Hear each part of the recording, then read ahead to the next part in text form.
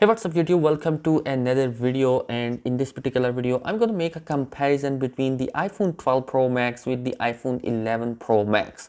Both are coming with a similar kind of design and having a notch on the top center of the device. It's pretty much simple and straightforward in both devices.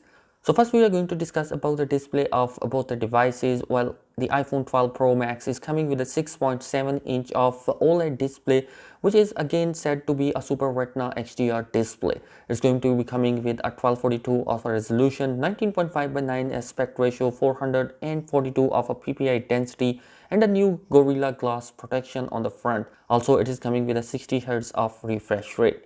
The front is also hosting a 12 megapixel of a selfie camera, which can record 4K videos at 30-60 frames per second. Whereas the iPhone 11 Pro Max is coming with a kind of a 6.5-inch of a design with an OLED display of a Super Retina XDR. It's also protected by Gorilla Glass protection, and it is going to be coming with a 458 of a PPI density, 19.5 by 9 is the aspect ratio, and a 60 Hz of refresh rate.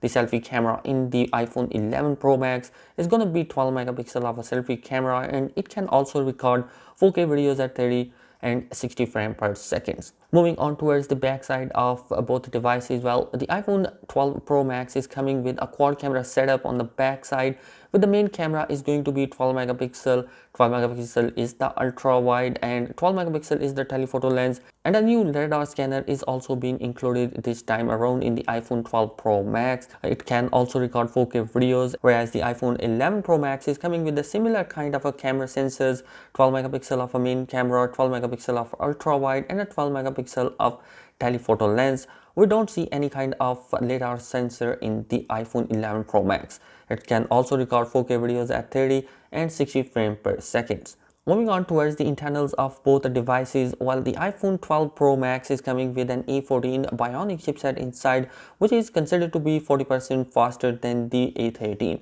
Whereas the iPhone 11 Pro Max is coming with a A13 Bionic chipset inside, and it's based on 7nm architecture, whereas the iPhone 12 Pro Max is coming with a 5nm architecture of A14 Bionic chipset inside. There is going to be 3 different variants in the iPhone 12 Pro Max. We are going to see a 6 gigs of RAM, 128 gigs of internal storage, 6 gigs of RAM and 256 gigs of internal storage, and a 6 gigs of RAM and 512 gigs of internal storage. And we don't see any kind of micro SD card slot inside the iPhone 12 Pro Max. Whereas the iPhone 11 Pro Max is coming with a 4 gigs of RAM and 64 gigs of internal storage, 4 gigs of RAM and 256 gigs of internal storage, and a 4 gigs of RAM and 512 gigs of internal storage. And it is also not coming with a micro SD card slot. The iPhone 12 Pro Max is coming with a battery capacity of 4500 milliamp, and it's coming with an 18 watt of fast charging support inside. It's also going to be supported by 15 watt of wireless charging. Whereas the iPhone 12 Pro Max, it's coming with a 4000 milliamp of a battery capacity with an 18 watt of fast charging support inside, and it can also support wireless charging. So lastly is going to be the prices of both the devices. Well, the iPhone 12 Pro Max is going to be coming with a price tag of $1100 for the base variant, whereas the iPhone 11 Pro Max has a current price tag of $869. So overall, I personally think that there is not going to be any kind of a difference between both the devices. The lidar scanner which is implemented inside is not a sensor which people are excited of, and what the most people are interested in is the new battery capacity, and along with that a new processor which is coming inside.